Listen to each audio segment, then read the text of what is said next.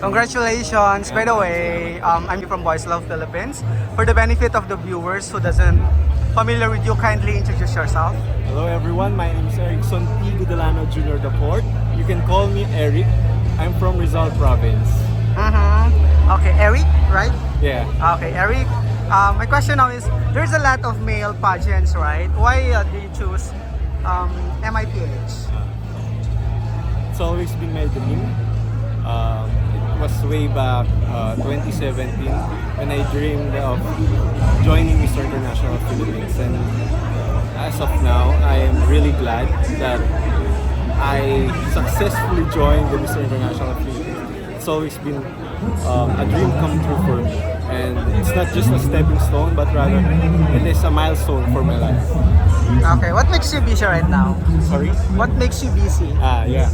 Currently, I am a model here in Manila, and I've done several digital ads, TV ads, even billboards po.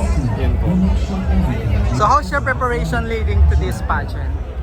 Sobrang hirap po, grabe.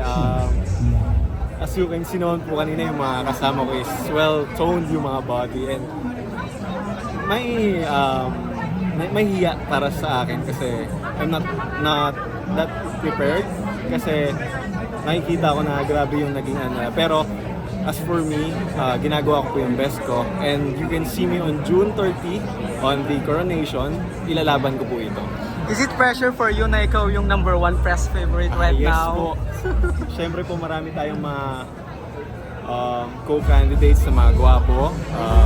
They are well-built po yung katawan nila, and yet ako po yung napili ninyo ng press na manalo bilang sa ating winner. Press favorite. Darling of the press po. Okay, what do you think is your best asset among them? Among the candidates? My smile po. Kasi maybe, yun nga po, there are a lot of questions kanina kung bakit daw ako yung nanalo. Maybe nag-resonate yung enjoyment ko and yung happiness ko dun sa inyo po na press. And maraming salamat po dahil ako po yung napili. Do you have any advocacy in joining this pageant? Yes po, my lifelong advocacy is helping the elderly po. My father is a stroke patient and so also a senior citizen. Alam ko po yung hirap or yung pagod kung paano alagaan yung ating mga magulang na matatanda na. And gusto ko pong mas makatulong, maiabot ko po yung aking kamay, lalo na din sa mga naiwan na ng kanilang mga pamilya po. Okay. How will you promote Philippines in the international pageant given the chance na magka-title ka dito sa MIPH? Yes. Using social media first, because ito po yung may pinakamalaking sakop ngayon, and if we can use it well, mapapaganda po natin ang turismo at mapapakilala natin ang magandang kultura ng Pilipinas. Okay, can you describe yourself in 3 words? 3 words.